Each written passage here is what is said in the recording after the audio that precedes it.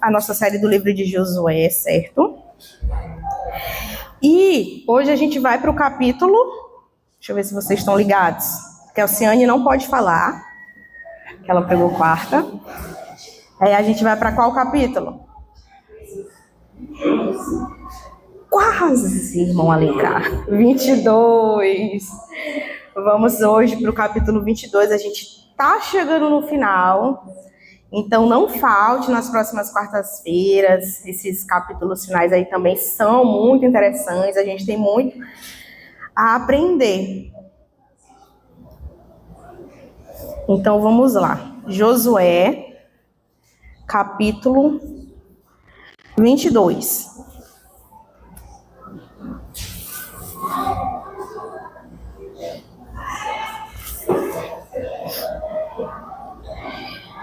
E diz assim: Josué convocou as tribos de Ruben, de Gade e a metade da tribo de Manassés, e lhes disse: vocês fizeram tudo o que Moisés, servo do Senhor, ordenou. Durante muito tempo e até hoje, vocês não abandonaram seus irmãos, mas cumpriram a missão que o Senhor, o seu Deus, entregou a vocês. Agora que o Senhor, o seu Deus, já concedeu descanso aos seus irmãos israelitas, como tinha prometido, voltem para casa, para a terra que Moisés, servo do Senhor, deu a vocês no outro lado do Jordão. Mas guardem fielmente o mandamento e a lei que Moisés, servo do Senhor, deu a vocês. Que amem o Senhor, o seu Deus, andem em todos os seus caminhos, obedeçam os seus mandamentos, apeguem-se a ele e o sirvam de todo o coração e de toda a alma. Então, Josué os abençoou e os despediu, e eles foram para casa. A metade da tribo de Manassés, Moisés dera as terras de Bazã. E a outra metade da tribo, Josué dera as terras no lado oeste do Jordão, junto com os outros israelitas. Ao mandá-los para casa, Josué os abençoou, dizendo: voltem para casa com as riquezas que juntaram. Grandes rebanhos, prata, ouro, bronze e ferro, e muitas roupas. Dividam com seus irmãos os despojos de seus inimigos. Assim, as tribos de Ruben, de Gade e a metade da tribo de Manassés deixaram os outros israelitas em Siló, na terra de Canaã, para voltarem para Gileade, sua própria terra, da qual se apossaram de acordo com a ordem do Senhor dada por meio de Moisés. Quando chegaram a Gililote, perto do Jordão, em Canaã, as tribos de Ruben, de Gade e a metade da tribo de Manassés construíram um imponente altar ali junto ao Jordão. Quando os outros israelitas souberam que eles tinham construído um altar na fronteira de Canaã, em Gililote, perto do Jordão, no lado israelita, toda a comunidade de Israel reuniu-se em Siló para guerrear contra eles. Então, os israelitas enviaram Finéias, filho do sacerdote Eleazar, à terra de Gileade, as tribos de Ruben e Gade e a metade da tribo de Manassés. Com ele, enviaram 10 líderes, um de cada tribo de Israel, sendo cada um deles chefe de suas respectivas famílias, dos clãs israelitas. Quando chegaram a Gileade, as tribos de Ruben e de Gade e a metade da tribo de Manassés disseram-lhes: assim diz toda a comunidade do Senhor: como foi que vocês cometeram essa infidelidade para com Deus de Israel? Como foi que se afastaram do Senhor, construindo um altar para vocês, rebelando-se contra ele?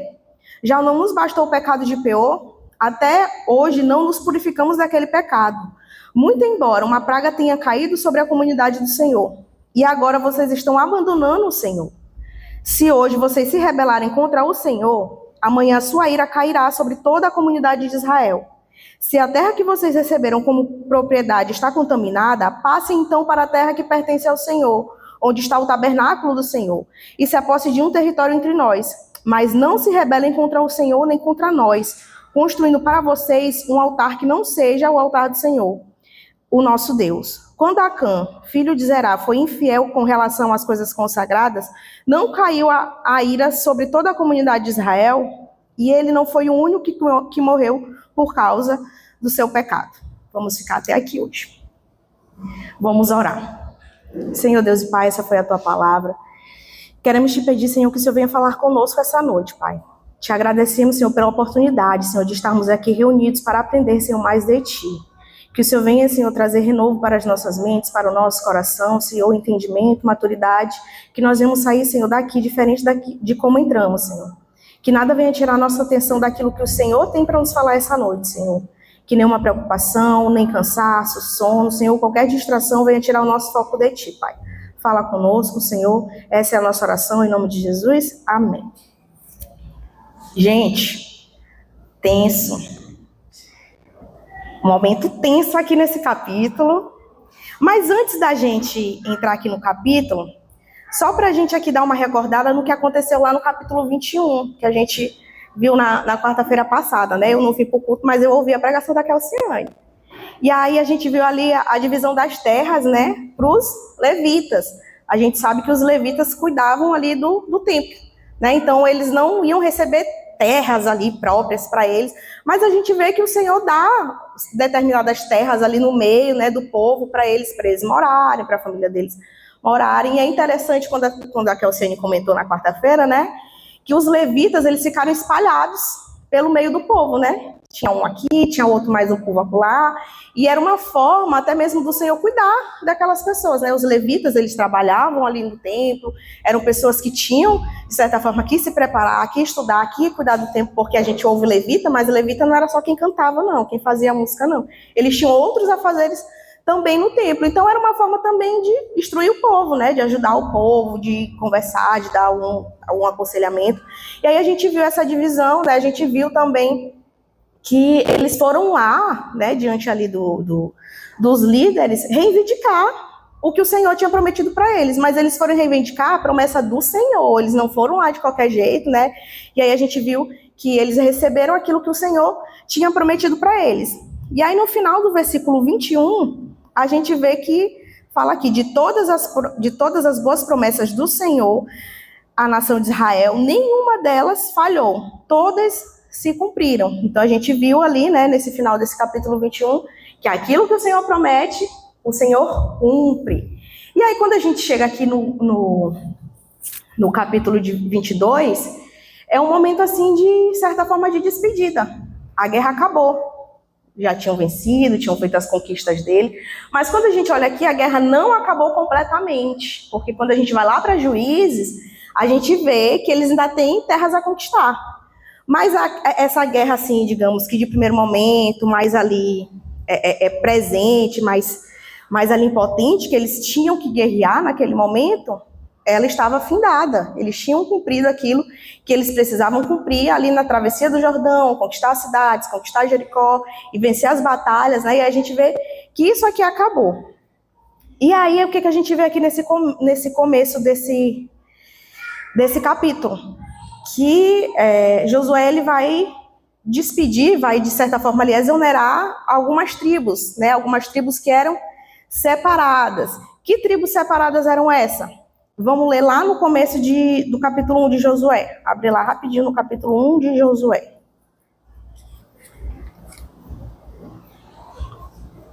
Lá no capítulo 1, a partir do versículo 12, diz assim: mas as tribos de Ruben, de Gade e a metade da tribo de Manassés, Josué disse: lembrem-se da ordem que Moisés, servo do Senhor, deu a vocês. Quando o Senhor, o seu Deus, prometeu descanso e dar a vocês esta terra, as suas mulheres, os seus filhos e os seus rebanhos poderão ficar na terra que Moisés lhes deu a leste do Jordão. Mas todos os homens de guerra, preparados para lutar, atravessarão a frente dos seus irmãos israelitas. Vocês os ajudarão, até que o Senhor conceda um lugar de descanso para eles, como deu a vocês. E até que eles também tenham tomado posse da terra que o Senhor, o seu Deus, lhes dá. Depois disso, vocês poderão voltar e ocupar a sua própria terra, que Moisés, servo do Senhor, deu a vocês a leste do Jordão, na direção do nascer do sol. E aí eu quero ler mais um texto com vocês. Hoje a gente vai passear aí um pouquinho em alguns textos, mas não é muito não. É só para a gente poder aqui se encontrar. Números 32. Números 32. Só voltar alguns livros.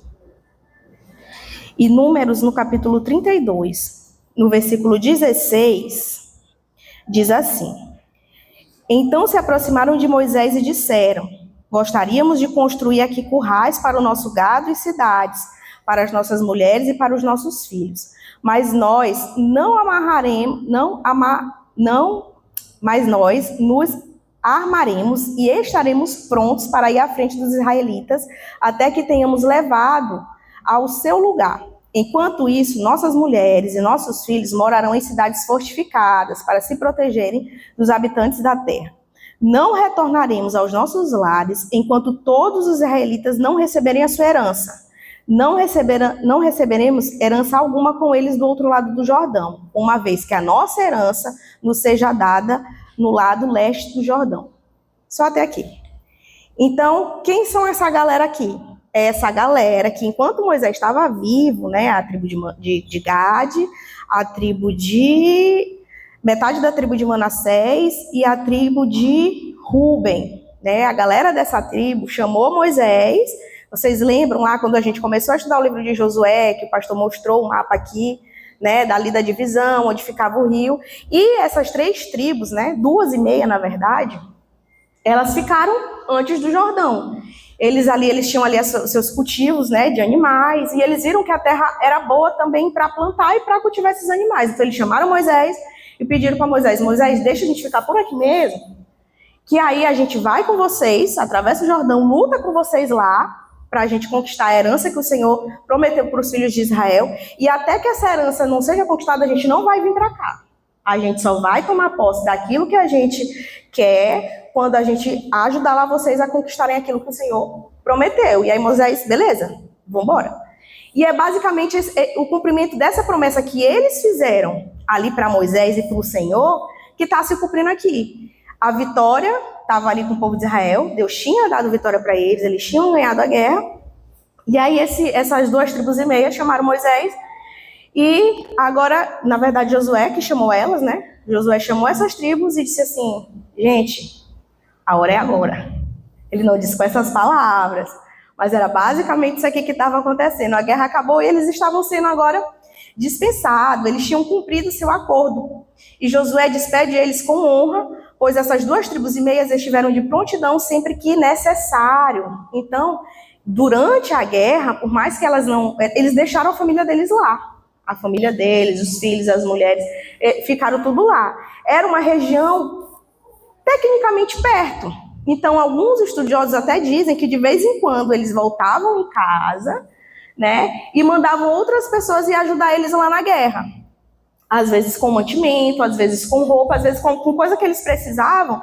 Então, essas 2,5 tribos, elas estavam ali dando suporte para eles na guerra e também guerreando com eles, né? E aí chegou a hora deles voltarem para casa deles, porque eles já tinham cumprido aquilo que eles tinham prometido para o Senhor e acordado com Moisés. E é interessante que, quando a gente olha para essa história dessas 2 tribos, eles foram fiéis ao Senhor, né? Desde ali, enquanto eles fizeram essa promessa para Moisés, entrou um outro líder, que foi Josué, e eles continuaram sendo fiéis àquilo que eles tinham prometido. Então, eles foram constantes, né, naquilo que eles tinham se prontificado para fazer com o Senhor. Mudou a liderança, mas eles não mudaram. Não, esse líder aqui eu não gosto, eu vou me rebelar, não vou cumprir. Não, eles foram fiéis até o fim daquilo que eles tinham prometido. E aí a gente vai ver que Josué vai começar ali a honrar eles por aquilo que eles fizeram, né? Porque às vezes é muito fácil a gente fazer uma promessa, mas na hora de cumprir, a Bíblia até diz para a gente não fazer o quê? Juramento de tolo. A gente não deve ser tolo na hora da gente dar a nossa palavra, na hora da gente se prontificar de fazer alguma coisa. A Bíblia também fala que a palavra do crente é sim, sim, não, não. Né? Então a gente tem que ser certo naquilo que a gente se prontifica para fazer, principalmente quando é para o Senhor. Né? Me colocar para fazer alguma coisa e aí no meio do caminho eu tiro a minha mão do arado. No meio do caminho, não vai dar certo, eu não vou conseguir. Né? Eu estava até comentando com uma amiga minha sobre questão de ter filho, né? Que ela quer ter filho e tudo mais. Está se preparando, é casada, está se preparando para esse momento. E aí ela estava falando alguma coisa sobre muito gasto, tem muito custo, né? Aí eu disse assim, minha irmã, não vai por esse pensamento, não. Obedece o Senhor. Até me esqueci da passagem que fala de se multiplicar. Mas para ela não focar nessa questão da despesa, né, do quanto ia custar para ela. Aí ela me citou uma passagem que fala de quando a gente vai construir uma torre, a gente tem que calcular aquela torre. Aí ela me confrontou, que ela também é cristã, ela me confrontou na palavra, né? Que não era nesse sentido de que ela não queria ter gastos, né? Mas que ela precisava, de fato, se planejar, né? E assim, às vezes, é também com a gente, né? A gente quer fazer alguma coisa, a gente quer servir, e quer servir de qualquer jeito. Eu estava até comentando com o pastor que, às vezes, ele pede para a gente fazer alguma coisa no grupo da liderança e eu aceito. E, às vezes, eu não sei nem o que eu aceitei. E várias vezes, tá aí minha madrinha, tá aí Help, que não me deixa mentir, né? E Alexandre também, que às vezes eles botam alguma coisa lá no grupo, quem pode fazer isso? Eu digo lá, eu posso. E eu nem li a mensagem direito. Não sei nem para que era direito, quando que era, que horas que era. E aí eu acabei atrapalhando eles em determinado momento por eu não ter prestado atenção naquilo que eu estava me prontificando para fazer. E às vezes a gente também comete esse erro. A gente se prontifica para servir ao Senhor, mas a gente não calcula. Não que a gente tenha que olhar para os nossos afazeres, para aquilo do nosso cotidiano, e olhar aquilo como um empecilho, não é nesse sentido, né? O Senhor, ele sempre tem que estar no centro da nossa vida, né? Mas às vezes a gente já se comprometeu com algo até mesmo na casa do Senhor, e ali dá um conflito de agendas, né? Então a gente tem que realmente parar e ver como que a gente vai servir do Senhor da melhor maneira, da melhor forma, para que a gente, assim como eles, consiga cumprir aquilo que a gente se prontificou até o final, consiga cumprir aquilo com excelência, porque é isso que o Senhor espera de nós, né? Então a gente tem que, de fato, dar o nosso melhor para o Senhor de forma completa. E às vezes a nossa atenção, o nosso cuidado, até mesmo no se disponibilizar para servir, tem que ter atenção nossa, tem que ter prudência da gente. E aí vamos continuar. E aí, embora essas 2,5 tribos, né, estivessem ali com saudade da família e até mesmo preocupado com as obrigações dele caseiras, né, ali do cotidiano deles, em meio a esse tempo, porque assim não se especifica de fato quantos anos foram de guerra, mas alguns estudiosos ali que eu estava lendo, eles falaram que foram aproximadamente 7 anos. Foi basicamente por aí, não sei se o pastor falou isso aqui em alguns outros cultos, porque eu não pude estar em todos os cultos do livro de Josué, mas pelo que eu estava ali lendo e estudando, foi por aí. Então é um período longo para você estar longe de casa, para você estar ali longe da sua família. Então eles estavam ali ausentes, né, no lar deles, mas eles não abandonaram o posto deles até que o general deles, que era Josué, liberasse. Então eles ficaram ali, aguentaram a saudade, aguentaram a preocupação e foram firmes naquilo que eles tinham se prontificado, né? E várias vezes, gente, quando nos colocando no lugar deles, a gente abandona o serviço, né, do Senhor, para o Senhor, na casa do Senhor, por motivos muito pequenos, motivos às vezes até legítimos, né? Até mesmo algo na família, alguma coisa pequena que a gente pode ali ajustar para servir ao Senhor, e às vezes a gente não faz isso. Então a gente precisa ter muita sabedoria e equilíbrio para a gente poder servir ao Senhor. A gente não pode servir ao Senhor de qualquer jeito, né? E a gente vê aqui que eles conseguiram conciliar, porque assim, quando você olha para esse contexto em que eles estavam longe da família. Quando a gente leu lá em Números, eles fizeram o quê? Fizeram cidades fortificadas para deixar a família deles, para eles poderem ir para a guerra, né? Então, assim, eles estavam no meio de um povo estranho, de um local que eles não estavam acostumados, que eles não eram conhecidos, e que até mesmo eram odiados, porque era um povo do Senhor que estavam ali tomando as terras, né? A galera poderia ficar revoltada com eles.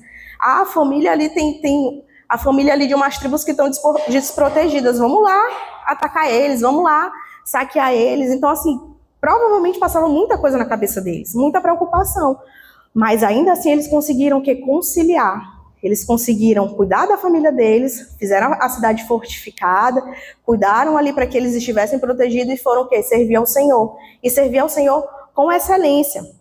Porque quando a gente continua lendo aqui, no versículo 3 diz assim: durante muito tempo e até hoje vocês não abandonaram seus irmãos, mas cumpriram a missão que o Senhor, o seu Deus, entregou a vocês. Agora que o Senhor, o seu Deus, já concedeu descanso aos seus irmãos israelitas, como tinha prometido, voltem para casa, para a terra que Moisés, servo do Senhor, deu a vocês do outro lado do Jordão. Então Josué faz ali uma certa honra para eles.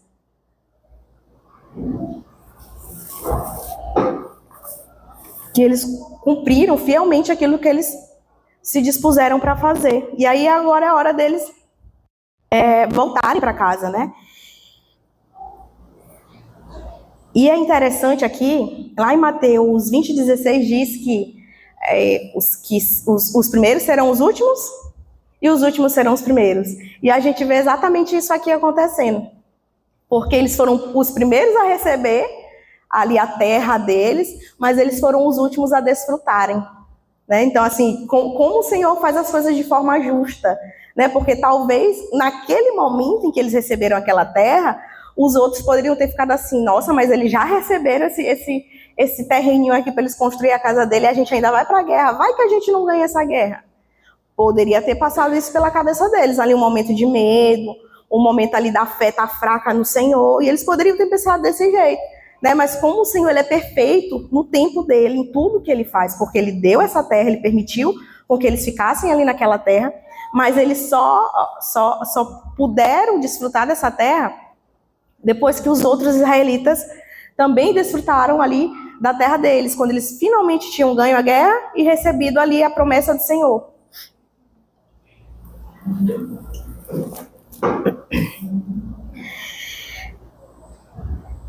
Então, outra coisa que a gente vê interessante aqui é lá no versículo 8, pula lá para o 8, que diz assim: voltem para casa com as riquezas que juntaram, grandes rebanhos, prata, ouro, bronze, ferro e muitas roupas.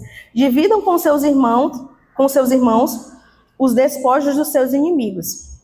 Então a família dele estava lá, do outro lado do Jordão, esperando para que eles voltassem, né? Porque a família não foi guerrear com eles que foram homens que estivessem ali capazes de guerrear. Então eram basicamente os líderes das famílias, foram para lá guerrear. Então essa galera que ficou estava esperando eles voltarem. E aí a gente vê de novo a bondade do Senhor, porque o que acontece aqui?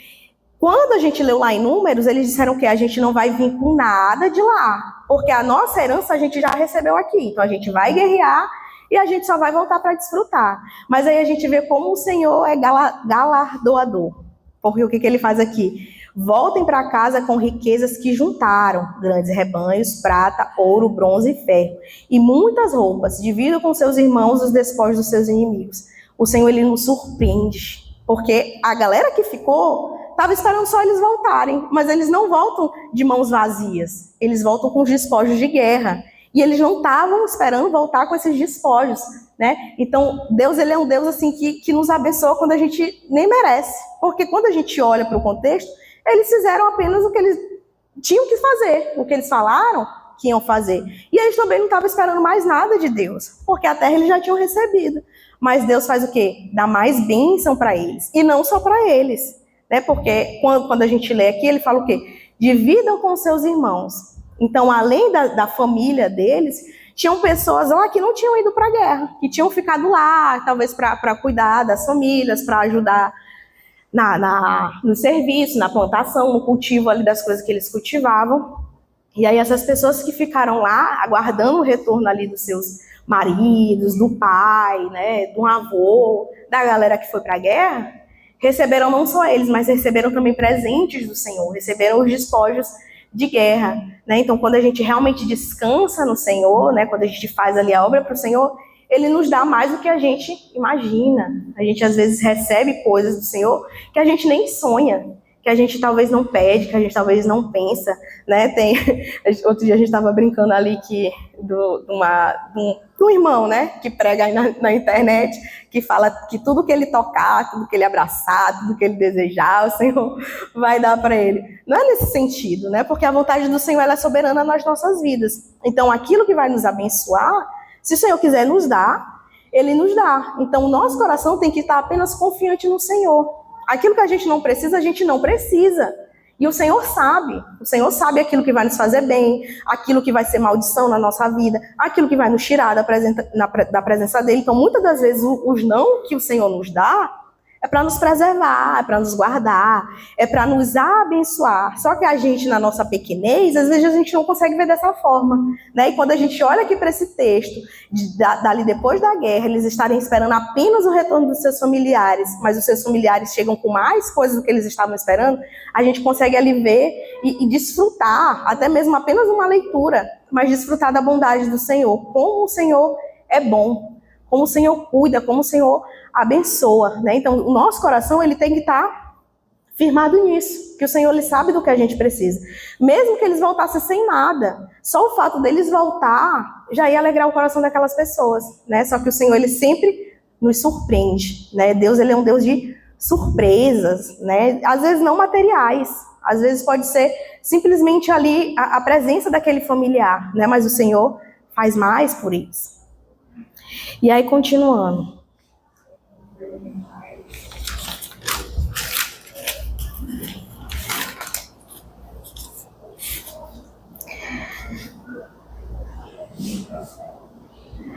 E aí, quando a gente continua aqui nessa primeira parte desse texto, né, embora o serviço deles fosse uma dívida e o cumprimento de uma promessa que eles mesmos fizeram, né, para o Senhor e para Moisés e para Josué, e eles não tivessem feito mais do que a obrigação deles, mesmo assim Josué elogia altamente, aplaude eles pelos bons serviços deles. E embora toda a glória da vitória seja para Deus, Josué entende que o reconhecimento e a gratidão deve ser dada aos seus irmãos.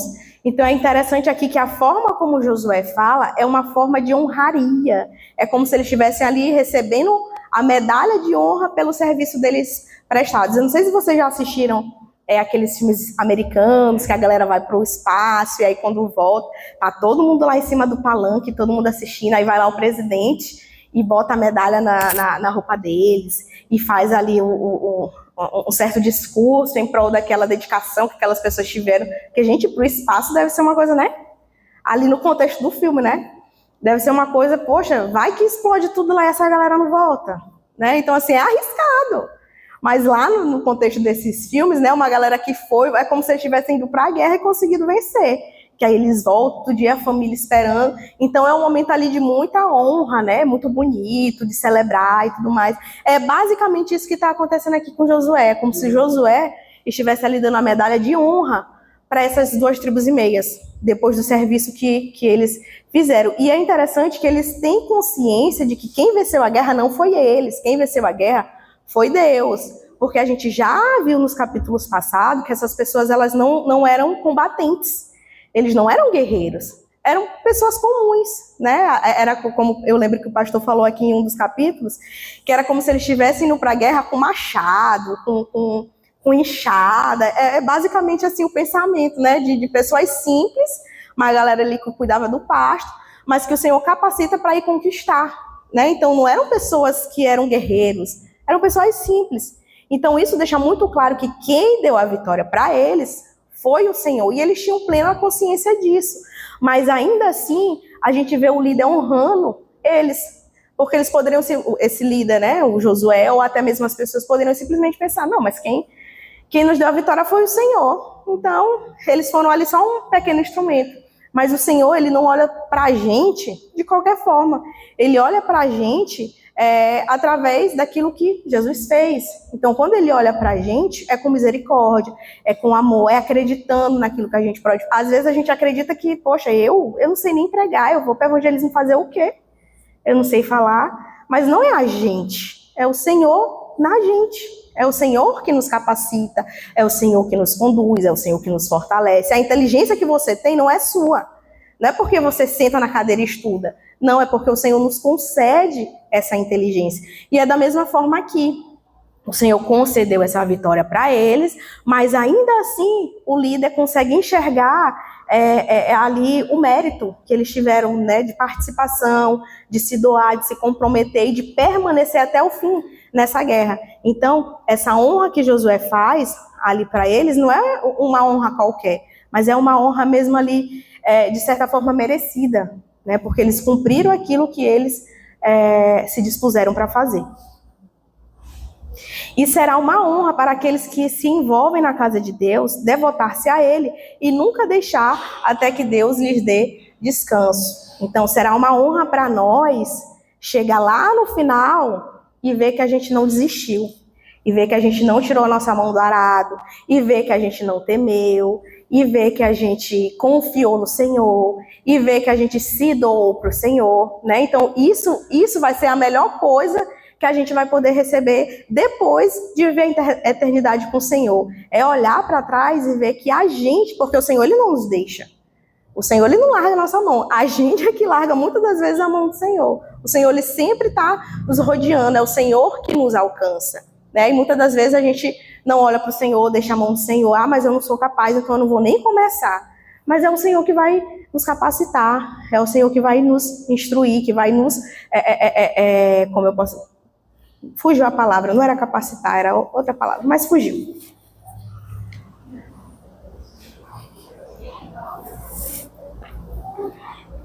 E aí, depois que Josué fez essa honraria ali para eles, deu os parabéns, agradeceu, elogiou, a gente vê que Josué, ele deixa uma instrução fundamental para os seus irmãos. Vamos ler lá no versículo 5. Ele diz assim: mas guardem fielmente o mandamento e a lei que Moisés, servo do Senhor, deu a vocês, que amem o Senhor, o seu Deus, andem em todos os seus caminhos, obedeçam os seus mandamentos e apeguem-se a ele e o sirvam de todo o coração e de toda a alma. Então, Josué não fala aqui para eles, depois que eles finalizaram essa guerra, fazer o quê? Agora que vocês já estão ali familiarizados com a guerra, vamos conquistar mais. Vamos aí invadir a terra dessa galera e vamos conquistar mais. Agora que a gente já ganhou a guerra e que o Senhor nos deu descanso, vamos plantar, vamos enriquecer, vamos criar gado, vamos cultivar. Não é isso que Josué fala para eles. Josué fala a principal coisa que a gente deve fazer, que é andar com fidelidade nos caminhos do Senhor. Guardem os seus mandamentos, sejam fiel ao Senhor de todo o coração e de toda a alma de vocês, né? Porque depois ali que a gente ganha a guerra, muitas das vezes a gente faz o quê? Relaxa. E baixa a guarda, né? E Josué não manda eles fazerem isso. Não era baixar, quando a gente vê aqui esse contexto de descanso, deles terem descanso no Senhor, não era só uma tranquilidade assim de, não, agora eu não vou mais procurar o Senhor. Ele já me deu a vitória, a gente já conquistou, agora é só desfrutar. Não era para eles baixarem a guarda, era para eles continuarem fiéis ao Senhor. Quando eu estava estudando essa passagem, eu lembrei de um texto, acho que é em 2 Crônicas, se eu não me engano é em 2 Crônicas, ou é 2 ou é 1 Crônicas, que fala ali mais detalhadamente do rei Asa, né, que quando ele assume o trono, e ele... A irmã aqui chutou, qual é a irmã? E aí quando o rei Asa, ele assume o trono, né, e ele vai reestabelecer ali, que ele tira os ídolos, né, e leva as pessoas, leva o povo de Israel de volta ali para a adoração ao Senhor, a gente vê que a terra estava em paz. E aí ele fala que enquanto a terra estava em paz, ele vai construir muros ao redor da cidade, para que caso alguém viessem atacar eles estivessem ali preparados para se defender. E aí quando eu estava lendo isso aqui, é isso aqui que a gente tem que fazer. Porque muitas das vezes a gente descansa no Senhor, né? O descansar no Senhor nos traz a ideia de relaxar com o Senhor. E uma coisa não tem nada a ver com a outra. Eu descansar no Senhor é eu confiar no Senhor, é eu desfrutar, é eu gozar da paz que o Senhor me dá. O mundo pode estar pegando fogo, mas eu estou descansando no Senhor porque eu confio nele. Mas não é porque eu confio nele que eu não vou ler minha Bíblia. Não é porque eu confio nele que eu vou deixar de orar. Ah, mas está tudo bem na minha família, não tem ninguém endemoniado, não tem ninguém fazendo coisa errada. Não, está tudo bem. Então eu não vou jejuar. Ah, mas aconteceu uma coisa, apareceu alguém doente, não vou jejuar, vou pedir para todo mundo orar. Muitas das vezes é assim que a gente age. A gente só quer guerrear, a gente só quer guerrear, não, é confiar no Senhor, buscar o Senhor, quando a gente vê tudo pegando fogo. Enquanto está tudo em paz, a gente esquece do Senhor. A gente não ora, a gente não busca estudar a palavra de Deus, mas quando a gente vê ali os gigantes se levantando na nossa vida, a gente corre para o Senhor. E não é isso que Ele espera de nós. O que o Senhor espera de nós é fidelidade. É a gente permanecer nos caminhos do Senhor. E essas instruções aqui de Josué, quando a gente olha, não foram instruções políticas, né? Porque o contexto ali era de guerra, né? Eles estavam numa terra ali estranha, conquistando, se tornando conhecidos, né? Fazendo com que Deus se tornasse conhecido. Então isso ia gerar o que para eles? Inimigos. Mas a preocupação de Josué não era essa. A preocupação de Josué era que eles vivessem de forma piedosa, né? Então a instrução vai apontar justamente para isso, para que eles vivam de forma piedosa, buscando ao Senhor, focados no Senhor. E lá em Deuteronômio, né, porque quando a gente vê essas instruções, elas sempre são baseadas na lei. A gente sabe que a lei, né, quando a gente vai lá para o Novo Testamento, ela ficou resumida, né? Amarás o Senhor teu Deus e amarás o próximo como a ti mesmo. É um resumo, né, dos 10 mandamentos, de tudo aquilo ali que o Senhor instruiu. Mas lá em Deuteronômio 6,5 diz o quê? Ame o Senhor, seu Deus, de todo o seu coração, de toda a sua alma e de todas as suas forças, né? Porque nós somos muito inclinados para nos desviar. E muito diligentes são os nossos inimigos espirituais para nos fazer desviar. Então a gente tem que ser mais diligente do que eles, né? Porque a Bíblia diz o quê? Que o inimigo ele anda ao derredor. Tá o tempo todo ali procurando um negocinho para fazer a gente pecar, para fazer a gente escorregar, para fazer a gente cirar e pecar, né? A gente está o tempo todo sendo cercado. Mas a gente precisa ser mais diligente que os nossos inimigos espirituais. A gente tem que estar o quê? Sempre firme no Senhor, sempre firme em oração, sempre firme na palavra de Deus. Eu estava conversando com um amigo meu ainda agora, e ele estava falando que ele parou de ir para a igreja, né?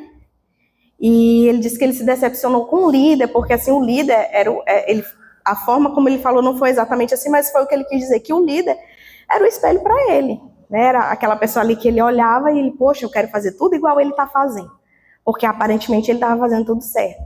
E aí ele disse que esse líder implicava muito com ele, porque ele usava brinco. E aí ele disse que ele se sentia todo errado, e aí ele gostava muito de usar brinco. E ele disse que ele estava tentando deixar de usar brinco, mas que ele ficava se sentindo muito errado. Nossa, eu sou tão pecador por eu usar o brinco, porque o líder brigava com ele. E aí ele descobriu os pecados do líder. E aí ele disse que ele se desiludiu com a igreja. Mas é porque tu estava todo errado. Tu não tem que seguir o líder, tu tem que seguir a Bíblia. Tem que ler a Bíblia, tu tem que conhecer a Bíblia, estudar a Bíblia, para te poder identificar o erro, porque tu poderia até mesmo ter ajudado esse líder, e não ter te desiludido com a igreja, né? E é dessa forma que a gente tem que estar vigilante, mas para a gente estar vigilante, a gente precisa conhecer a palavra de Deus, porque é ela que nos instrui. Se eu não conheço a palavra de Deus, como eu vou saber o que está certo? Como eu vou saber o que está errado? Porque eu vejo aqui a Kelsiane é minha líder. Que a Kelsiane lê a Bíblia, estuda, mas que a Kelsiane pode ter entendido alguma coisa errada. E aí ela vem me instruir. E ela vai me instruir de forma errada também. E aí fica todas as duas erradas.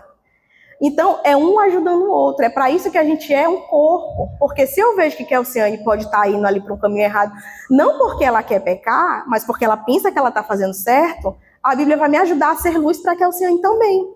É isso que é ser corpo de Cristo, é isso que é ser igreja. E às vezes a gente não faz a nossa parte e o outro está indo para o inferno. E o outro está pecando. Né? Então, quando eu estava ali conversando com ele, veio certinho aqui no que eu estava lendo no capítulo, né? Da gente ser diligente, da gente estar ali sempre atento para as coisas que estão ao nosso redor. Para que a gente não caia e a gente também não deixe nosso irmão cair. Para que na hora da guerra a gente esteja ali ombro a ombro, um segurando o braço do outro, para ninguém largar a mão de ninguém, para ninguém cair, para ninguém ficar ali no chão, e caso fique no chão, vamos embora levantar, porque isso é guerra. Às vezes a gente não olha a nossa caminhada com Cristo desse jeito, mas a guerra que eles estão vivendo lá, a gente também vive hoje, só que é uma guerra espiritual. Eles estavam vivendo realmente ali uma guerra histórica, né, para a gente poder ali conhecer mais a Deus, porque tudo era o propósito de fazer, de tornar Deus conhecido. Mas também a gente não deixa de estar vivendo uma guerra. E a gente não pode batalhar nessa guerra sozinho, porque quando a gente olha para eles estavam o tempo todo ali sendo apoio um do outro. E quando Josué faz essas honrarias para eles, também é nesse sentido, porque não era só o fato deles estarem lá e não terem ido embora, mas com certeza eles fizeram ali o serviço deles de forma excelente. Eles guerrearam cuidando dos irmãos deles, eles não guerrearam só deixando a família, mas eles guerrearam junto com eles. né? Então é dessa forma que a gente tem que olhar. Eles estavam sendo o povo de Deus. E quando a gente olha para o contexto do povo de Deus antigamente, é para a gente olhar e ver isso na igreja hoje em dia também, da gente ser povo de Deus. E ser povo, eu não posso ser povo de Deus sem a minha irmã Help. Eu não posso ser povo de Deus sem... Eu não sou povo de Deus sozinha. Eu sou povo de Deus com a igreja. Amém? Então, a gente, enquanto igreja, a gente precisa ser diligente para que a gente não caia e para que a gente não deixe nosso irmão cair também.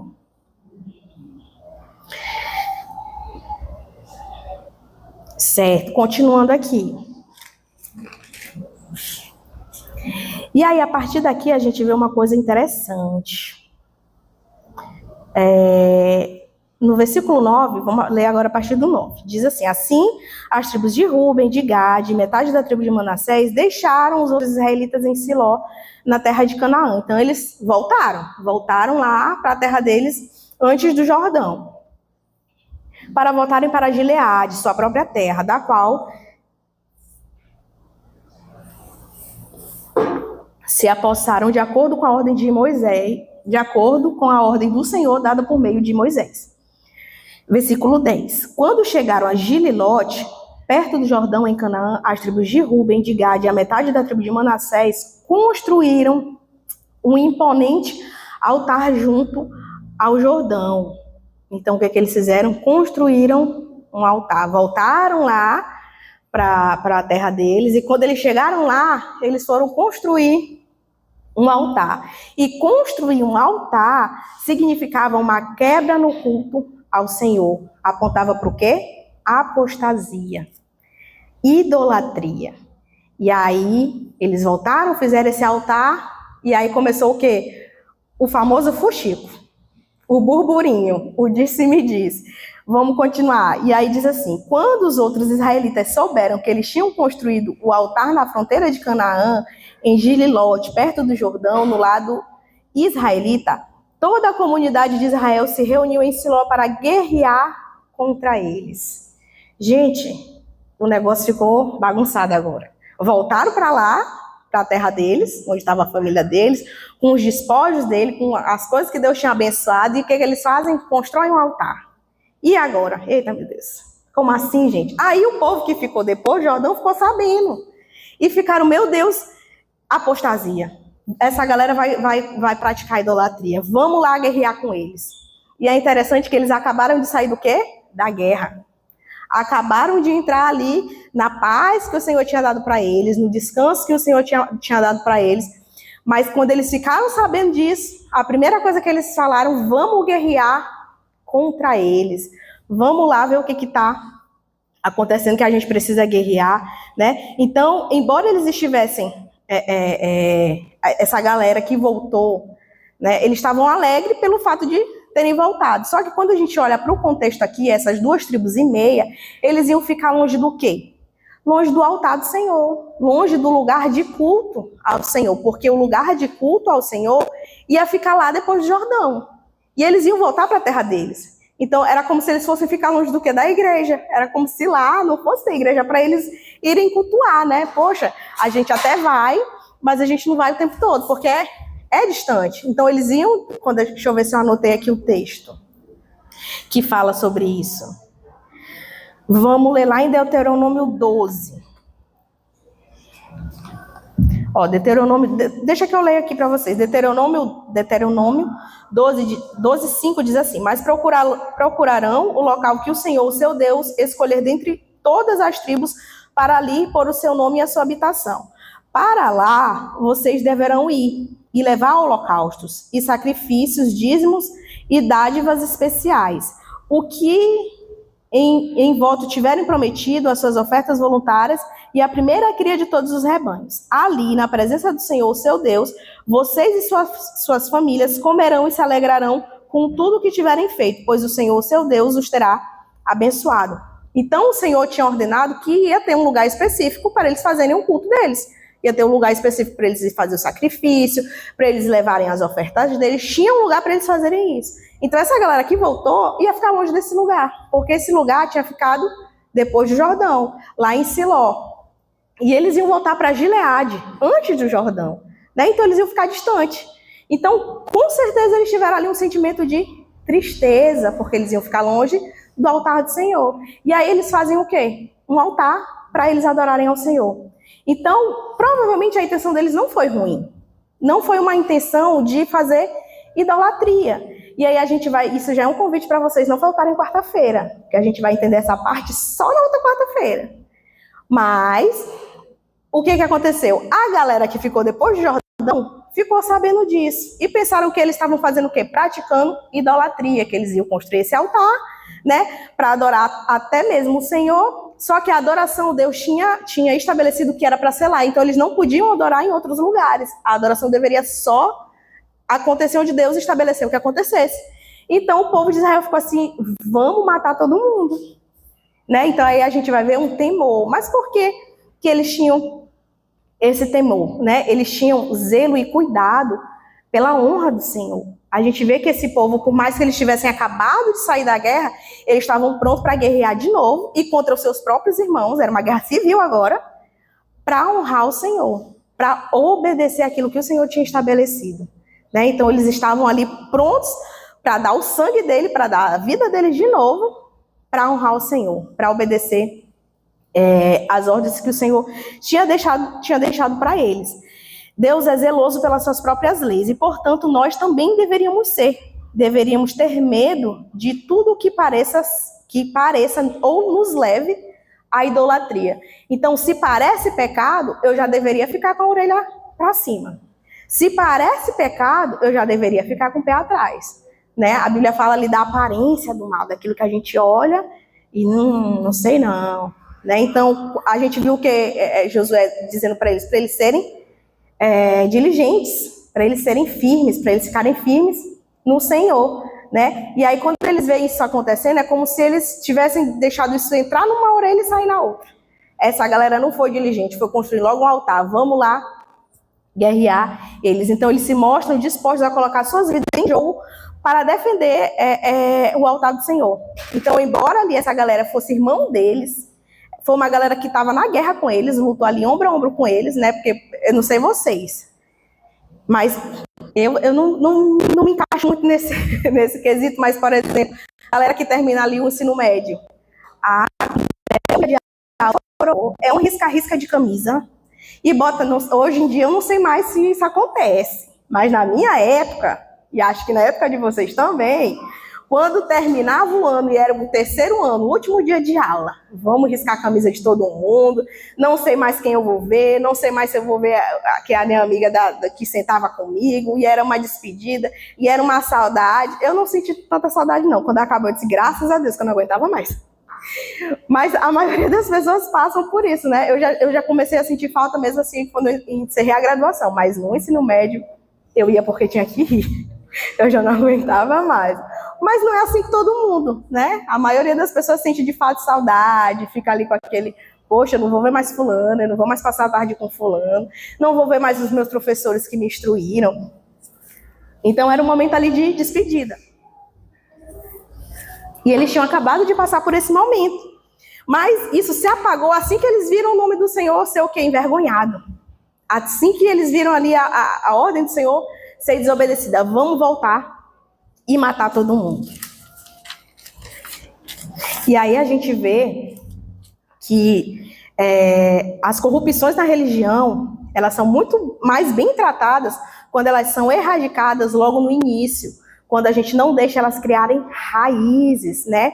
Esses homens, eles acabaram de sair da guerra, eles estavam começando a desfrutar da paz do Senhor, né, da paz que Deus tinha dado para eles, mas eles já estavam dispostos a iniciar uma nova guerra, ao invés de serem negligentes com aquilo que o Senhor tinha deixado para eles fazerem. Né? Então, eles estavam sendo fiéis ao Senhor. E quando a gente olha para a Bíblia, a gente vê lá no Novo Testamento, não vou lembrar exatamente onde, mas Jesus falando que aquele que não deixa pai e mãe por causa dele, não é digno dele. Né? Então, o amor pelo Senhor tem que ser maior que qualquer outra coisa. E a gente vê isso sendo exercido aqui, porque eram irmãos deles, poderiam ser até mesmo parentes, né? Um parentezinho ali distante, mas eles estavam dispostos a matar e morrer pelo nome do Senhor. E às vezes a gente não consegue agir assim. Não estou dizendo que a gente tem que matar os outros, não, gente. mas é a gente não ser negligente com a honra do Senhor, com o nome do Senhor, com a imagem do Senhor, né? Muitas das vezes a gente não tem coragem de confrontar alguém. A gente não tem coragem a gente vê alguém no erro, mas a gente não tem coragem de chamar e dizer assim, fulano, não é assim. Fulano, a Bíblia diz que é assim. Vamos se concentrar. Tá precisando de ajuda? Não, a gente faz vista grossa. Ah, mas é meu amigo, eu não vou chamar porque ele vai se magoar. E se o Senhor se magoar com você? E se você for para o inferno por causa desse erro, ou dessa vergonha, ou dessa preocupação em magoar o outro? A gente tem que estar preocupado em agradar o Senhor, em ser obediente e fiel ao Senhor. E a gente vê eles fazendo isso aqui. Eles não estavam preocupados se era o irmão deles, não. Eles estavam preocupados em combater a idolatria, em combater a apostasia, em combater a desobediência. E aí eles vão-se embora querer guerrear. Só que aí a gente vê eles sendo prudentes. Eles querem combater, mas eles não vão fazer isso de qualquer jeito.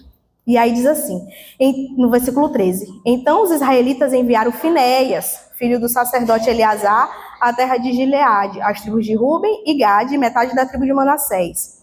Com ele enviaram 10 líderes, um de cada tribo de Israel, sendo que cada um deles chefe de suas respectivas famílias dos clãs israelitas. Quando chegaram a Gileade, as tribos de Ruben e de Gade e a metade das tribos de Manassés disseram-lhes: Assim diz toda a comunidade do Senhor: Como foi que vocês cometeram essa infidelidade com o Deus de Israel?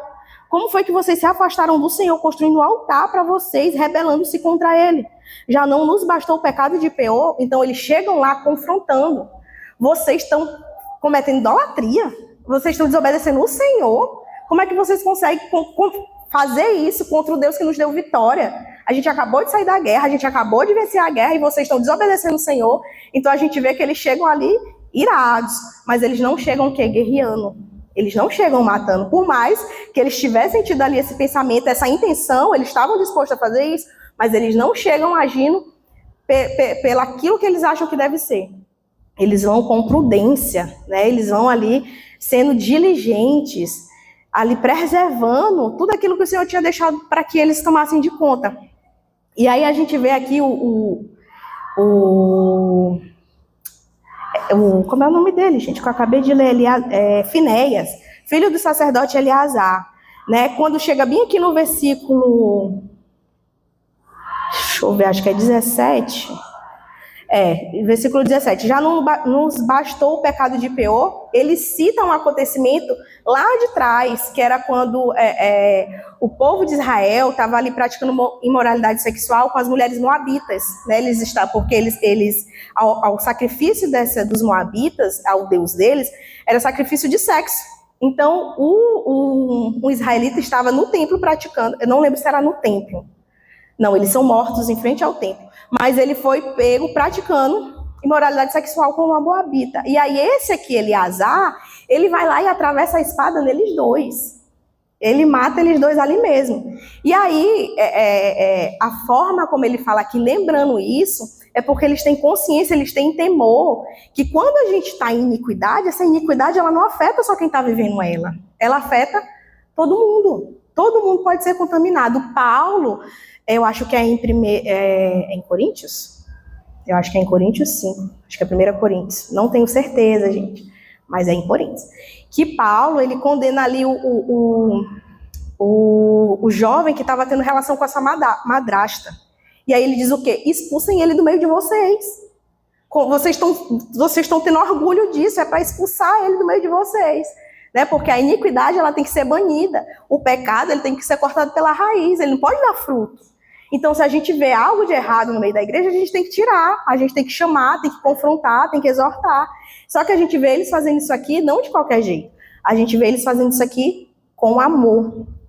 E aí vamos continuar. Lá no 18, ele diz assim: E agora vocês estão abandonando o Senhor. Se hoje vocês se rebelarem contra o Senhor, amanhã sua ira cairá sobre toda a comunidade de Israel. Então eles têm consciência que o pecado cometido não é só quem comete que vai pagar, é todo mundo. Quando ele cita Acã mais lá embaixo, quando a gente vê a história de Acã, não foi só Acã que morreu. Morreu Acã, morreu família, morreu rebanho, morreu todo mundo. Porque o pecado tinha que ser exterminado. E aí ele continua assim: Se a terra que vocês receberam como prioridade está contaminada, passem então para a terra que pertence ao Senhor, onde está o tabernáculo do Senhor, e se apossem de um território entre nós. Mas não se rebelem contra o Senhor, nem contra nós, construindo para vocês um altar que não seja o altar do Senhor, o nosso Deus. O que eles fazem? Gente, se aí onde vocês estão é contaminado, se aí onde vocês estão está sendo propenso para vocês pecar, vem para cá. Mora com a gente, mora na nossa terra, mora na nossa casa. A gente faz isso, gente. A gente tem coragem de abrir a nossa casa, a nossa vida, para ajudar um irmão que está pecando, para que esse irmão não peque contra o Senhor. A primeira coisa que a gente faz é pensar na gente. O que vai me custar? Será que não vai me atrapalhar? Ah, mas o irmão pediu para orar por ele. Eu botei até a mãozinha lá no grupo. Mas será que eu estou orando? Será que eu vou tirar um tempinho do meu tempo precioso para orar pelo irmão? Gente, quando ele isso aqui foi um tapa na minha cara. Quantas vezes eu já botei mãozinha lá no grupo e esqueci de orar pelo irmão? Quantas vezes a gente não se dispõe para fazer alguma coisa pelo irmão e a gente não faz, ou se a gente faz de qualquer jeito. E aí a gente vê esses irmãos aqui, esses irmãos são nossos irmãos, né, gente?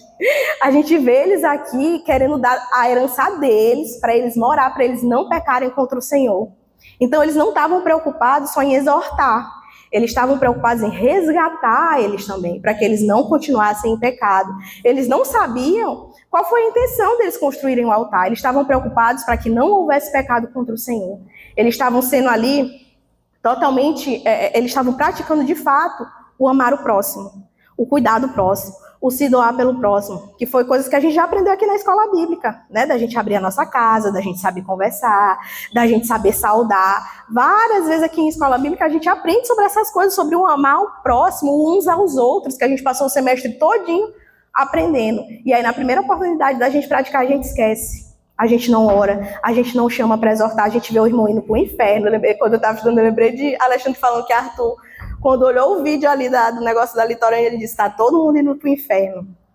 E muitas das vezes a gente tá assim dentro da igreja, porque a gente vê que o nosso irmão está caminhando ali para o pecado, mas a gente não consegue pegar na mão dele. Nem para dizer assim, irmão, vamos procurar ajuda, eu não sei como te ajudar, mas eu sei quem pode, então deixa eu te levar pelo menos até lá. Não, a gente fica de braços cruzados, porque vai tomar nosso tempo, porque vai nos dar dor de cabeça, porque esse irmão pode ficar ali no nosso pé, ou porque alguém pode falar alguma coisa, não sei, passa milhares de coisas na nossa cabeça, mas a questão é que a gente precisa fazer, a gente precisa amar, a gente precisa se importar com o outro, a gente precisa cuidar do outro. Isso é ser igreja, e a gente vê esse contexto aqui deles sendo igreja, sendo um povo de Deus. Então, se eles foram um povo de Deus lá atrás, a gente precisa ser igreja agora. Antes de vir para cá, eu estava vendo no Instagram, um menino, ele prega, ele passou por depressão e tal, e aí ele sempre foi muito de evangelizar para os jovens na rua, né? E ele gostava de ir para festa, e aí, assim, gostava de ir para festa evangelizar. Não vou entrar no mérito da questão, mas o fato é que ele estava postando que ele foi para o carnaval, com alguns amigos da igreja dele, né, com a esposa dele, e eles foram falar com alguns jovens.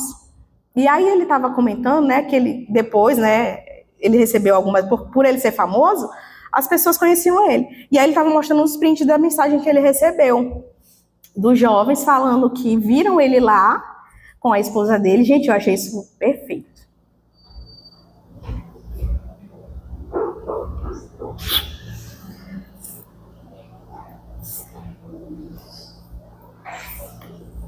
O Alexandre estava falando aqui domingo, né, do evangelismo.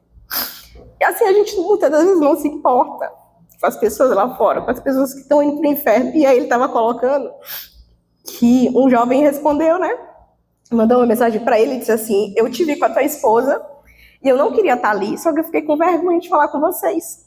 Eu fiquei com vergonha de ir até vocês.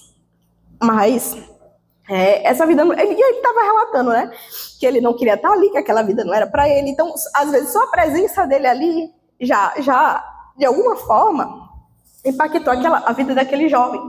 E aí ele estava dizendo que ele está vivendo em homossexualismo, né, e ele não tem forças para sair, porque ele usa isso para meio que se martirizar por ele ser pecador. Ele, não, eu pratico isso aqui, então eu não sou merecedor de voltar para a igreja, né? Então, assim, o pensamento dele está todo errado, porque ele quer sair, mas ele não consegue. E aí, assim, o fato dele estar ali naquele carnaval, né, ele foi com essa intenção de falar com algumas pessoas, de falar com alguns jovens, e como isso foi frutífero, né? Às vezes a gente deixa de fazer alguma coisa pensando que não vai dar em nada, e dá, né? Às vezes a gente deixa de fazer por pensar que é pouco, por pensar que não vai fazer diferença nenhuma, só que a gente faz, mas é o Senhor que faz crescer, é o Senhor que faz multiplicar, né? A nossa preocupação é em fazer, em sermos diligentes ao Senhor, em nos doarmos para o Senhor, em obedecer ao Senhor, assim como esses irmãos aqui, lá de Israel, fizeram. Porque a vitória quem dá é o Senhor. E a gente tem deixado de fazer. A gente muitas das vezes tem sido negligentes. Então, que a partir de hoje, a gente pense diferente. A gente tem de se doar, mesmo que seja um pouquinho de cada dia, um pouquinho de cada vez, mas que a gente comece a fazer, que a gente comece a amar, que a gente comece de fato se importar com o outro, assim como eles se importaram aqui com essas 2,5 tribos. Eles se importaram tanto a ponto de querer dar a herança deles para eles morarem também, sendo que eles já tinham recebido a deles lá do outro lado, né? Mas eles não estavam ligando para isso. O negócio deles era obedecer ao Senhor e resgatar os irmãos dele, e resgatar aqueles que aparentemente estavam pecando. Então, que a gente saia daqui hoje com essa preocupação, amar o Senhor e amar o meu irmão. Amém? Vamos orar.